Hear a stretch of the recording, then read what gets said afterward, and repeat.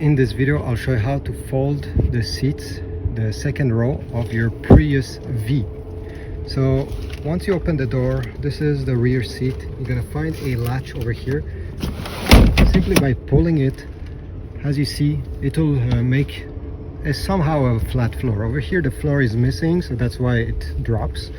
But if not, you know, there will be a small bump, but this is about it. You can also push this seat forward if you want to have more space.